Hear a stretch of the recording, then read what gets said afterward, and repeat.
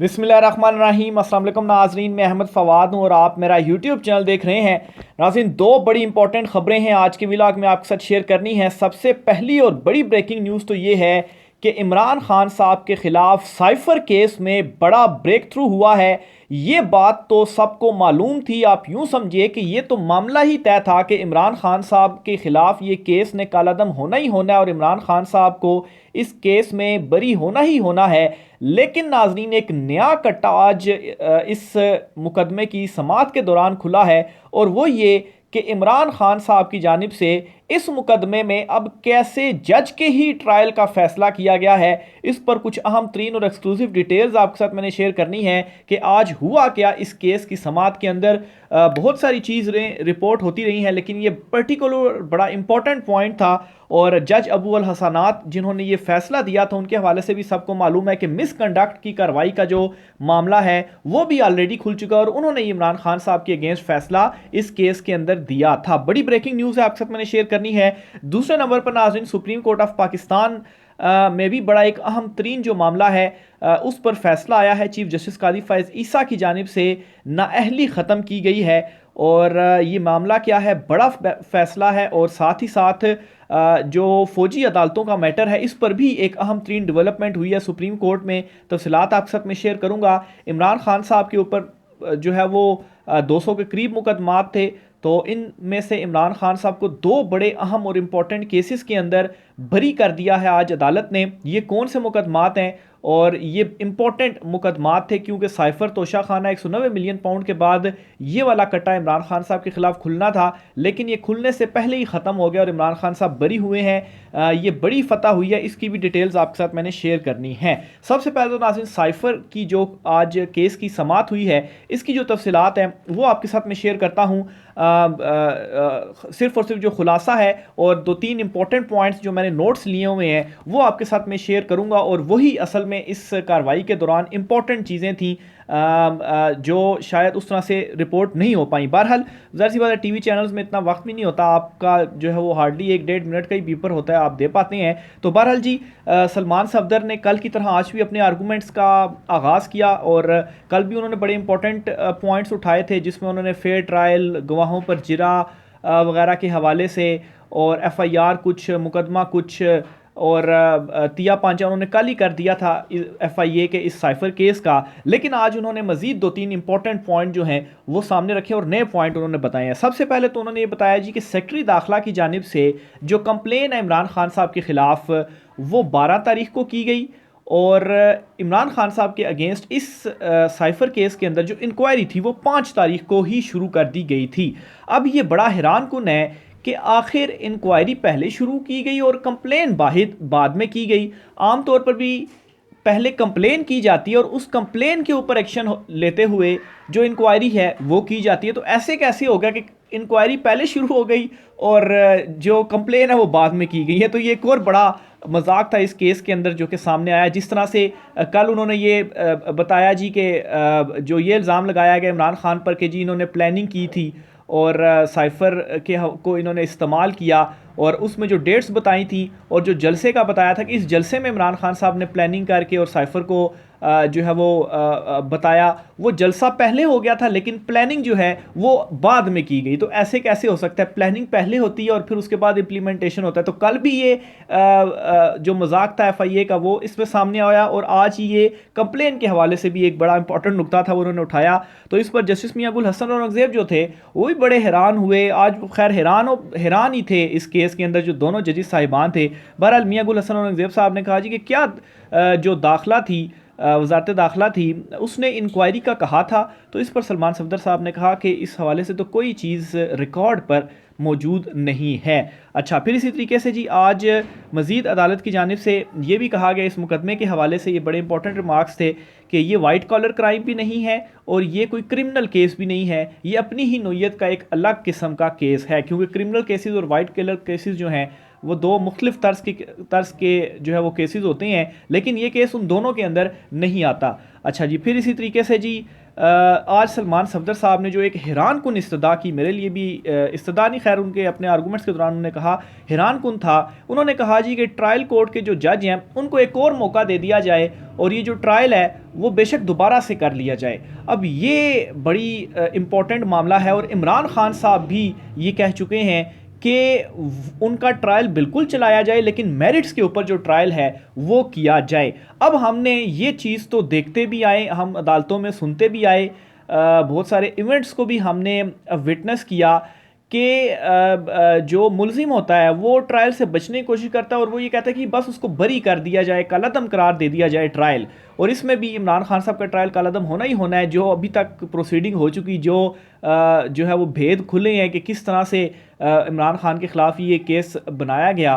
तो बजाय इसके कि इमरान खान साहब, मेन तो उनका यही है कि ठीक है कालादम और वो सारी चीज़ें, लेकिन ये जो आर्गूमेंट्स हुए आज, इसमें से एक आर्गूमेंट ये भी निकल आया है अब कि ये केस कहीं रिमांड बैक ना हो जाए और इमरान खान साहब ये चाहते हैं कि भाई ठीक है मेरिट के ऊपर सुना जाए। मुलजिम तो ये कहता है कि बच जाएं, लेकिन इमरान खान साहब कह रहे हैं नहीं, मेरिट के ऊपर ये केस सुना जाए। और इसमें बज़ाहिर इस तरह से लग रहा है कि इमरान खान साहब का ट्रायल हो रहा है, लेकिन नहीं, इमरान खान साहब ने हमेशा की तरह, वो कहते हैं ना कि वो मुखालिफ कैप्टन से एक स्टेप आगे होकर सोचना पड़ता है। तो मुखालफिन का तो यही सोचती ना कि इमरान खान को तंग करना है, लेकिन इमरान खान कहता है नहीं नहीं नहीं, अब आओ और ट्रायल करो। यानी कि उल्टा उन्होंने उन्हीं का ही जो ट्रायल है वो शुरू कर दिया है। और जज साहब का इसमें जो जज साहब ने ये फ़ैसला दिया और बड़ी तेज़ी में ये फ़ैसला दिया, जल्दी में सुबह रात ट्रायल चलाकर ये फ़ैसला किया, उनको इमरान खान साहब ने पकड़ लिया कि नहीं नहीं नहीं, आएँ बैठें और ये ट्रायल जो है वो करें, लेकिन मेरिट के ऊपर ये ट्रायल करें और मेरिट के ऊपर जो फ़ैसला है वो दें। तो ये जी इमरान खान साहब की स्ट्रेटजी, और एक कदम आगे होकर इमरान खान साहब ने ये जो स्टेप है वो उठाया है कि सब ये हैरान है, क्योंकि इमरान खान साहब को मालूम है कि इस केस में कुछ भी नहीं है, ये केस तो कालादम होना ही होना है। और ये बेशक केस कालादम भी हो जाए, उसके बाद भी अगर जेल में रखना मकसूद हुआ तो उनको जेल में ही रखा जाएगा। और हालांकि उनको पैगामात पहुंचाए जा रहे हैं, लेकिन इमरान खान साहब ने इनको पकड़ लिया कि नहीं, ऐसे में नहीं जाने दूंगा। और फिर जज अब्दुल हसनात जो हैं वो ऑलरेडी छुट्टियों पर भी चले गए और उनके खिलाफ मिसकंडक्ट की कार्रवाई का भी कट्टा खुल चुका है। और वो इंतज़ामी कमेटी को जस्टिस मियां गुल हसन औरंगज़ेब साहब ने ही रेफ़र किया कि ये मामला देखें और उसमें कुछ है, इस वजह से रेफ़र किया गया है, और उसके सबूत भी सामने आ गए थे। तो ये आज एक और बड़ी इंपॉर्टेंट चीज़ हुई है इस केस की समाअत के दौरान। फिर इसी तरीके से जी अदालत ने आज ये एक्सेप्ट भी खुद किया कि रात को ट्रायल कैसे चले। हम पूछेंगे आखिर क्या बेचैनी थी, क्या जल्दी थी कि रात तक जो ट्रायल है वो चलाए जाते रहे, ये अदालत की जानिब से सामने आया। लेकिन इसमें एक बात शायद अदालत भी भूल रही है कि चीफ जस्टिस आमिर फारूक साहब ने ही इस केस में फ़ैसला दिया था कि 1 माह के अंदर जो ट्रायल है वो कंप्लीट करें। और अब खुद अदालत ये कह रही है कि इतनी क्या जल्दी थी इस केस के अंदर ट्रायल करने की, बेचैनी क्या थी, सुबह शाम जो केस है वो चलाया गया। तो बहरहाल खैर फिर उसके बाद जब आमिर फारूक साहब चीफ जस्टिस साहब ने ये कहा था कि 1 महीने के अंदर, और फैसला दिया था कि 1 महीने के अंदर आप ट्रायल ख़त्म करें, कंक्लूड करें, तो फिर उसके बाद ट्रायल का लदम करार दिया था जस्टिस मियां गुल हसन औरंगज़ेब ने, और उनका वो जो हुक्म था वो वैसे ही गैर मौसर हो गया था। और फिर उसके बाद जो है वो सुप्रीम कोर्ट ऑफ पाकिस्तान ने भी 1 महीने वाला जो मामला था वो ख़त्म कर दिया था, और ट्रायल के ऊपर ये जो बंदिश लगाई गई थी। लेकिन खैर एटलीस्ट एक फ़ैसला मौजूद था जो कि दिया गया और उसका आज जिक्र भी हुआ। फिर इसी तरीके से जी जो सरकारी वकील तैनात हुए इमरान खान साहब और शाह महमूद कुरैशी के लिए, और उन्होंने गवाहों के ऊपर जिरा कर ली, तो उस पर भी आज सवाल उठा और जस्टिस मियां गुल हसन औरंगज़ेब ने सवाल किया जी कि ये सरकारी वकील कैसे तैनात हुए और किसने तैनात किए। तो बताया गया जी कि जो एडवोकेट जनरल इस्लामाबाद है उनको ईमेल वगैरह की, उनको लिखा गया कि वकील चाहिए, तो उन्होंने फिर 2 नाम सजेस्ट किए। और फिर अदालत ने कहा अच्छा उन्होंने ये किया था, तो फिर उनको भी नोटिस जारी किए एडवोकेट जनरल इस्लामाबाद को कि आप आएँ और बताएं कि आपने कैसे ये 2 नाम सजेस्ट किए, क्या वो इतने काबिल थे कि वो ये केस जो है वो लड़ सकते थे, या उनके नाम जो आपने दिए किस तरीके से आपने दिए। तो ये नोटिस जारी करते हुए समाअत दोबारा से कल तक मुलतवी कर दी गई। लेकिन ये 2-3 बड़ी इंपॉर्टेंट जो बातें हैं वो हुई हैं। अब नाज़रीन यहाँ पर अगर तो ये जाता है वापस, रिमांड बैक होता है और दोबारा ट्रायल चलता है, तो इसमें ये जो गवाह थे, जिन गवाहों के ऊपर बड़ी जल्दी से सरकारी वकील ने इजरा करके और मामला ख़त्म कर दिया। आप जरा सोचें कि जब इमरान खान साहब के वकील सलमान सफदर साहब उनके ऊपर जिरा करेंगे और उन गवाहों के पास है क्या बोलने के लिए, तो क्या वो मंजर होगा। और उसमें से जब नए नए कट्टे खुलकर सामने आएंगे तो फिर जो है वो क्या माहौल बनेगा। असल में तो यही था ना कि उनको बचा ही लिया गया सलमान सफदर से कि सरकारी वकील ने क्या जिरा उनके ऊपर करनी। उन्होंने तो एक दो दिन के अंदर 21 गवाहों के ऊपर जिरा मुकम्मल कर ली। तो 21 गवाह के 2 दिन तो एक गवाह के ऊपर जिरा करने के ऊपर लगते हैं, इससे भी ज़्यादा लगते हैं। तो बहरहाल जी असल अब ट्रायल जो है वो अब ये इमरान खान साहब का ट्रायल करते तो इमरान खान साहब अब असल में इनका जो ट्रायल है वो इन्होंने शुरू कर दिया है। बहरहाल देखें अब इस्लामाबाद हाई कोर्ट कल पे भी ये मामला गया है और कल परसों तक ये कंक्लूड हो जाएगा और फिर उसके बाद हाई कोर्ट इसको कलअदम करार देती है, ये रिमांड बैक करती है और दोबारा ट्रायल शुरू होता है। इस पर जो भी डिटेल्स होंगी मैं आपके साथ में शेयर करूंगा। दूसरी तरफ नाज़रीन, इमरान खान साहब को 2 बड़े अहम मुकदमात थे, उनमें बरी कर दिया गया है, उसकी डिटेल भी आपको बताता हूँ जी। एक तो ये है जी कि जुडिशल मजिस्ट्रेट की अदालत ने इमरान खान के खिलाफ लॉन्ग मार्च के दौरान तोड़ फोड़ के 2 केसेस में बरियत की दरखास्त मंजूर कर ली है। जुडिशल मजिस्ट्रेट शाइस्ता कुंडी ने लॉन्ग मार्च के दौरान तोड़ फोड़ के 2 मुकदमात में इमरान खान की बरियत की दरखास्त पर समाअत की, जिस सिलसिले में इमरान खान के वकील नईम पंचोता, सरदार मसरूफ़ और आमना अली अदालत में पेश हुए। दौरान समाअत अदालत ने इमरान खान को अदालत में पेश करने की दरखास्त मुस्तरद कर दी और कहा अगर इमरान खान को अदालत लाते हुए रास्ते में कुछ हो गया तो ज़िम्मेदार कौन होगा।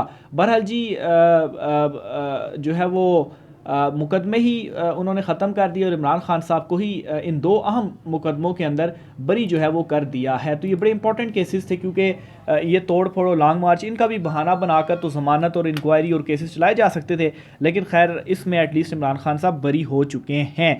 फिर इसी तरीके से जी 1-2 खबरें और भी हैं, वो भी आपके साथ में शेयर करता चलूँ जी। नवाज़ शरीफ के जो दोनों साहबजादे हैं जो कि 6 साल 7 साल से मफरूर इश्तिहारी थे, वो जब वापस आए तो उनके वारंट गिरफ़्तारी मनसूख हुए, दामी वारंट गिरफ़्तारी, और उनको फिर अगले दिन हाजिर से इस्तिस्ना भी उनका मंजूर कर लिया गया। और अब क्या हुआ जी गया जी कि इन दोनों को भी अब केस में बरी कर दिया गया है। जैसा नवाज़ शरीफ को और मरीम नवाज़ को बरी किया गया, इस तरह से इनको भी बरी कर दिया गया। और अदालत में आज यही मौक़िफ़ अपनाया गया कि चूंकि वो दोनों भी बरी हो चुके हैं, मरकज़ी मुल्ज़मान, तो इनका क्या किरदार था, इनको भी बरी कर दें, तो ये भी बरी हो चुके हैं। आपको मैंने एक वीडियो में पहले भी बताया था कि अगर आप ये समझ रहे हैं कि हसन और हुसैन नवाज सिर्फ इस वजह से वापस आए हैं कि ये अपने केसेस में बरी हो जाएं और बस फिर उसके बाद ये वापस चले जाएं और आराम से ये बैठ जाएंगे, तो ऐसा नहीं है। आराम से तो ये लंदन में पहले ही बैठे हुए थे। केसेस बेशक इनके ऊपर पाकिस्तान चलते रहें, असल में मामला ये है कि इन्होंने भी अब सियासत के अंदर एक्टिव होना है। और दूसरी तरफ चूँकि शहबाज शरीफ इस वक्त ज़रा ताकतवरों के ज़्यादा करीब हैं और ख़ानदानी इंटरनल जो पॉलिटिक्स है उसमें शहबाज शरीफ का पलड़ा और जो ग्रिप है वो मजबूत होती जा रही है। सलमान शहबाज भी बैक एंड पे बैठकर तो मामलात वगैरह चला रहे हैं। नवाज़ शरीफ को वैसे ही आउट कर दिया गया है। मरीम नवाज़ की जो कारकर्दगी है वो पहले ही सिफर थी, अब मज़ीद उनकी जो ड्रामेबाजियाँ हैं वो भी सामने आ रही हैं। तो इस बुनियाद पर कुछ ही टाइम है उनको भी साइड लाइन कर दिया जाएगा। तो ये जो ख़ानदान की इंटरनल पॉलिटिक्स है इसमें फिर ये जो गद्दी है शरीफों की वो शहबाज शरीफ चाहते हैं कि उनके ख़ानदान की तरफ रहे। तो खैर ये इस वजह से भी इन दोनों की वापसी हुई है कि ये भी ज़रा एक्टिव हो जाएं और ये गद्दी ये अपने पास ही रखें बजाय इसके कि उस साइड पर जाए। तो ये जो है वो कुछ मेरी अंडरस्टैंडिंग है। बहरहाल इन दोनों की भी आज जो बरियत है वो हो गई है। इसी तरीके से नवाज़ शरीफ जो हैं उनके हवाले से मुसलसल ये तफसीलात आ रही थी जी, इतलात आ रही थी जी कि वो लंदन में जा रहे हैं, लंदन वापस जा रहे हैं। और उनको ये कहा गया जी कि लंदन में जाएं, आप आराम से रेस्ट करें और हल्के भी दोबारा ये 2 खुलेंगे, ओन चौधरी और नवाज़ शरीफ वाला, और फिर इन दोनों के रिज़ल्ट भी रिवर्स होंगे। और फिर ख्वाजा आसिफ ने भी ये बयान दिया था कि नवाज़ शरीफ बीमार हैं, तो बीमार होने का मतलब यही है कि वो वापस लंदन जाएंगे। अब इस पर भी ये ख़बर सामने आई है कि नवाज़ शरीफ का रमज़ान के आखिरी अशरे में पहले सऊदीया और फिर सऊदीया से लंदन जाने का इम्कान है। तो ये बाकायदा तौर पर आज जो खबर है वो रिपोर्ट हुई है। पहले तो ज़राए वगैरह से चल रही थी चीज़ें वगैरह, उस तरह से रिपोर्ट नहीं हुई थी, लेकिन ये जो खबर है वो रिपोर्ट हो चुकी है कि नवाज़ शरीफ का आखिरी अशरे में सऊदीया और फिर लंदन जाने का इम्कान है। तो बहरहाल जी ये कुछ आज की अहम तरीन तफसीलात थी। सुप्रीम कोर्ट ऑफ पाकिस्तान से, हाँ, बड़ा एक इंपॉर्टेंट मैटर था, मैंने शुरू में भी आपको बताया था, नाअहली से रिलेटेड मैटर था जी, और फ़ौजी अदालतों वाला, ये 2 भी आपके साथ में शेयर करता चलूँ जी। असल में हुआ ये है कि साबिक MPA समीना खावर हयात थी, उनकी जाली डिग्री पर नाअहली उनको की गई थी और ये 2013 का 11 का उनके ख़िलाफ़ केस था, 2013 का। तो इसमें जो नाअहली थी, फिर ज़ाहिर सी बात है बाद में फ़ैसला आया कि नाअहली जो है वो ताहयात है, तो फिर इनकी भी नाअहली ताहयात हो गई। लेकिन जब वो बेंच बैठ कर और उसने ताहयात नाअहली को सिर्फ वो ख़त्म कर दिया, तो फिर इसके बाद इनकी भी जो ताहयात नाअहली है वो अब ख़त्म हो गई और अब ये भी पार्टिसिपेट कर सकती हैं।